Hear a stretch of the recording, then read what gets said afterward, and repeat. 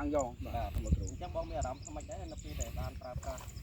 ជីរបស់យើងបងមានអារម្មណ៍ មានអារម្មណ៍ថាល្អបានត្របាតកន្លងមកហើយបានត្របាតហើយគ្រូដល់ឥឡូវវាដល់ថ្ងៃបាញ់ឆ្នាំនៅគ្រូអញ្ចឹង បាទបាទ ឥឡូវទៅវាដូចថាវាល្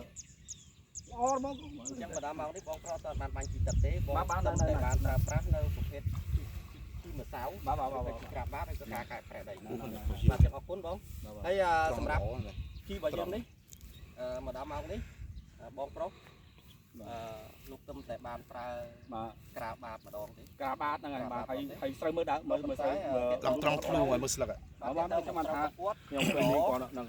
ខុសគ្នាបង គឺចុងស្លឹក មើលនេះមើលពណ៌ខុសគ្នា បាទបាទ គេហៅថាអង្គតំណុកឬក៏យើងនិយាយម្យ៉ាងគេថាកតុយទេស្លុយឬគេហៅថាសាកសីបាទហ្នឹងហើយអញ្ចឹងគឺមានន័យថាស្រូវរបស់គាត់គឺបានរត់ស្មើមានន័យថាការផលិតទាំង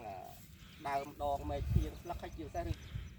ឬអាយុកាលត្រឹមតែ15ថ្ងៃណាបង15ថ្ងៃហ្នឹងបាទតែឬបង្កើតឬបានច្រើនទី1ឬចាក់មនុស្សមានចាក់ជំនាញហើយទី3ឬចាក់ក្រោមអញ្ចឹងមានន័យថាអាយុកាលស្រូវត្រឹមតែ15ថ្ងៃក៏ប៉ុន្តែសន្ទុះនៃការផលិតទាំងឬ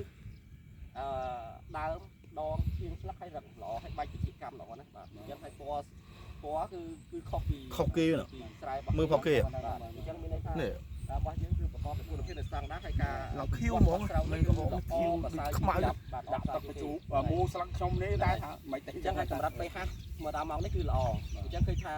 សន្ទុះនៃការប្រើរបស់ជីរបស់យើងគឺឡែនសនេះគឺឃើញថាប្រព្រឹត្តទៅបានល្អហើយជាទីគាប់ចិត្តមែនទែនមានន័យថាស្រូវរបស់យើងគឺមានចលនាការផលិតហើយនឹងជំនួសល្អ មកទៅវាវាពោពេញវាពេញចិត្តខ្ញុំមក មានអារម្មណ៍មិនដែរបាទមានអារម្មណ៍មិនដែរនៅក្នុងចិត្ត សប្បាយចិត្តខ្ញុំសប្បាយចិត្តនឹងស្រូវបានស្រូវល្អ បាទហើយបើចៃបងប្រុសពីមុនមកដែរចឹងដែរបង អូទៅដល់ស្អីអត់ អត់ដែរទេណាបងបាទចឹង ស្រូវនេះគាត់មានរបៀបដុំ ជាការយ៉ាង បាត់តែមកបាត់តែមកបាទបាត់តែមក អញ្ចឹងខ្ញុំក៏រីករាយសប្បាយដែរនៅពេលដែលខ្ញុំកលេចមើលស្រែចិត្តហ្នឹងដែលគេប្រាក់ទីនេះហើយមកមើលស្រែរបស់យើងដែលយើងបានមិនហើយស្មាត់ខនប្រាក់មួយទីរបស់យើងគឺទី1គឺស្រូវរបស់យើងគឺមានទី1គឺដើមទឹកមាត់ដើមហើយដើមទី2បាច់ជីកម្មហើយដើមផ្លោកបាទហើយការបន្សុទ្ធនៃការប្រាក់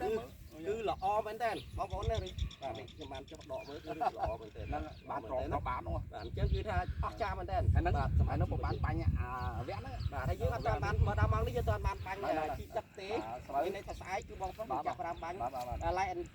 ឡែនក្រុងឡែនគ្រីងបាទការទី1មែនទេបងបាទអញ្ចឹងអរគុណបងបាទអរគុណមែនតើបងបាទអរគុណ